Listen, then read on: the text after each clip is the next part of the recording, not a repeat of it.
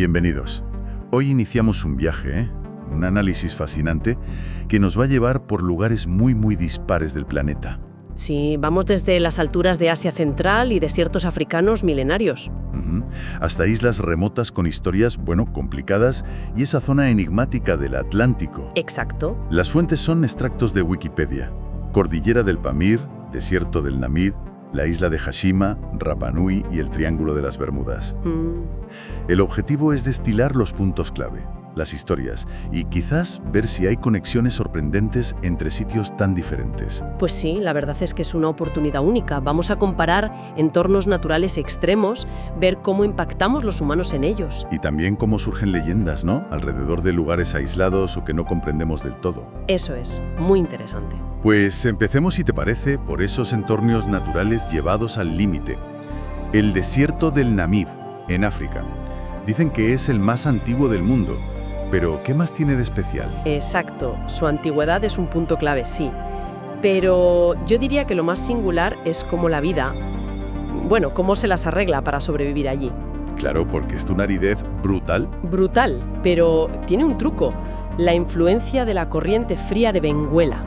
Esto genera nieblas costeras casi a diario. Ah, la niebla. Y esa niebla, lo es todo. Hay adaptaciones increíbles. El famoso escarabajo estenokara, por ejemplo, que se pone de espaldas al viento y el agua de la niebla condensa en su caparazón y le resbala hasta la boca. ¡Qué maravilla! Imagino que habrá más ejemplos así. Desde luego. Está la Welwitschia mirabilis, esa planta tan extraña, casi parece prehistórica, que puede vivir miles de años. Miles de años. Increíble. Sí, captando esa humedad ambiental. Y luego, claro, están los paisajes. Sossus Blei, con esas dunas rojas gigantes. La Duna 7, dicen que es la más alta. Y la Costa de los Esqueletos. El nombre ya impone. Impone, sí. Pero incluso allí hay fauna adaptada. Elefantes del desierto, leones. Es un ecosistema que depende totalmente de esa niebla. Fascinante. Vale, pues de la aridez extrema del Namib damos un salto a la altitud extrema. La cordillera del Pamir. El techo del mundo. Uf, y tanto que lo es. Es un nudo orográfico impresionante, donde confluyen varias de las cordilleras más grandes de Asia: Tian Shan, Karakoram, Kunlun, el Hindu Kush. O sea, un cruce de caminos geológico. Exacto. Y con picos que superan los 7.000 metros, como el Ismail Samani, que antes era el pico Comunismo, o el pico Lenin, y glaciares enormes. El Fechenko, ¿verdad? Ese mismo. Uno de los glaciares más largos del mundo, fuera de las regiones polares. Pero, fíjate, el Pamir no es todo igual. El Pamir occidental tiene valles muy profundos, gargantas, mientras que el Pamir oriental son altas mesetas, muy áridas, casi como desiertos de altura. ¿Y la palabra Pamir en sí, qué significa exactamente? Pues un Pamir es, un valle glaciar alto, amplio y relativamente llano, que suele ser más fértil que las cumbres o mesetas que lo rodean. Son zonas clave para la vida allí. Entiendo. ¿Y la fauna? Adaptada también, claro. El famoso argali de Marco Polo, esa oveja salvaje con cuernos enormes. Y la historia. Por ahí pasaba la ruta de la seda. Claro. Y fue escenario del Gran Juego, esa rivalidad entre los imperios británico y ruso en el siglo XIX. Geografía e historia, totalmente unidas. Menudo contraste. Bueno, si el Namib y el Pamir nos hablan sobre todo de naturaleza y adaptación, ahora viajamos a islas donde el factor humano es, determinante. Empezamos por Rapa Nui, la isla de Pascua. Rapa Nui, casi sinónimo de misterio, ¿verdad? Los moais son mundialmente famosos. Totalmente. Su aislamiento, en medio del Pacífico, permitió que se desarrollara una cultura única. La teoría más conocida, aunque como dices tiene sus debates, sí, apunta a un posible colapso ecológico. Parece que hubo una sobreexplotación de los recursos, sobre todo la deforestación, quizás relacionada con el transporte de los moais. Vaya. Y eso pudo llevar a guerras internas, escasez y al cambio hacia el culto del Tangata Manu, el hombre pájaro. Es como un ejemplo, quizás extremo, de una sociedad aislada superando sus límites. Una historia con moraleja, parece. Pero además, el contacto con el exterior fue devastador para ellos, ¿no? Terriblemente devastador. En el siglo XIX, las enfermedades que trajeron los europeos y sobre todo las incursiones esclavistas peruanas diezmaron la población. Quedaron muy pocos. Qué tragedia. Sí, luego vino la anexión a Chile en 1888. Y todavía hoy hay heridas abiertas, como el reclamo del Moai Hoahakananaia, que está en el Museo Británico. Simboliza esa historia de pérdida. Es una historia muy potente, sí. Y de Rapa Nui nos vamos a otra isla, radicalmente distinta, Hashima, en Japón. También la llaman Gunkanjima. Gunkanjima, ¿sí? La isla acorazado por su silueta. Es una historia industrial increíble, concentradísima. Llegó a tener la densidad de población más alta del mundo. ¿En serio? ¿Por qué? Por una mina de carbón submarina explotada por Mitsubishi.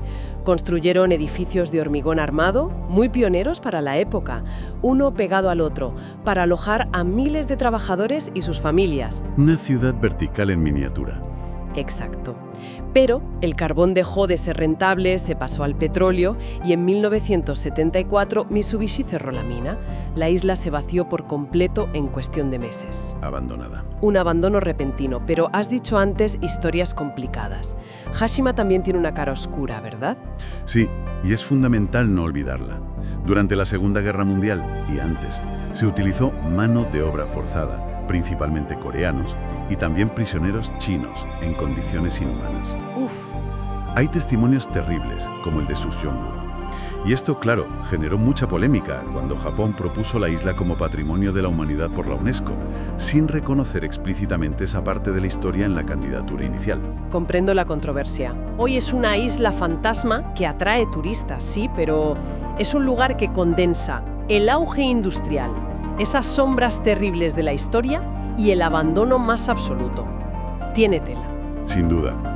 Y para terminar nuestro recorrido, nos vamos a una zona que ni siquiera es tierra firme, un lugar definido más por la leyenda que por la geografía, el Triángulo de las Bermudas. Aquí entramos de lleno en el mito moderno, sí.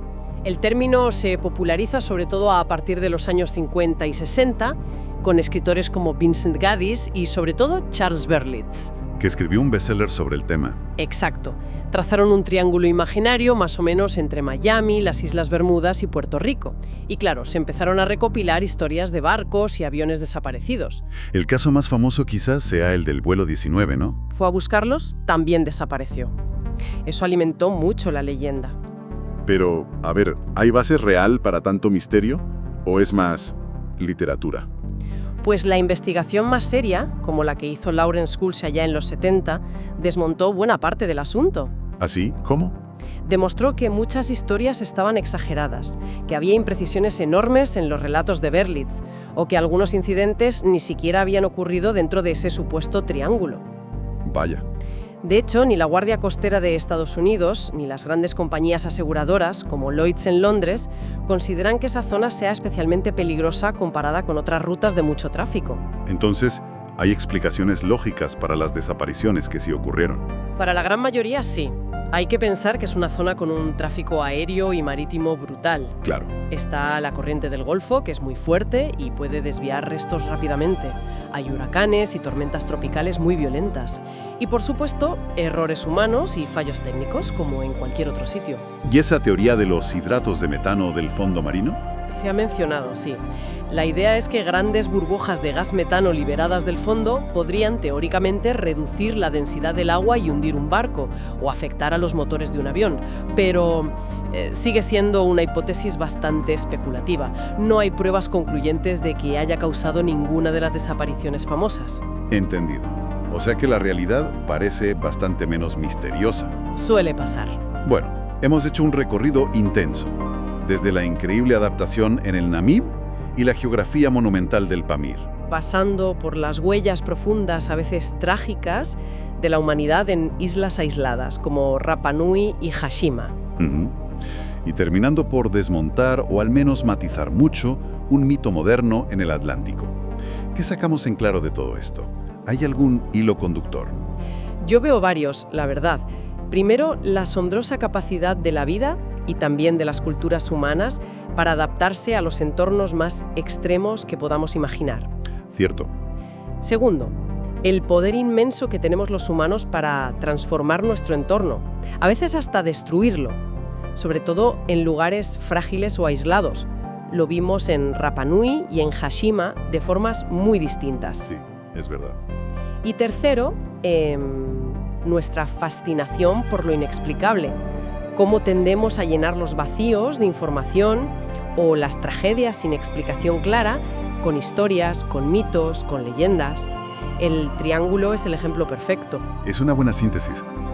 Quizás la pregunta que le queda a quien nos escucha es, bueno, ¿cuánto de lo que creemos saber sobre lugares remotos o misteriosos se basa realmente en hechos comprobados?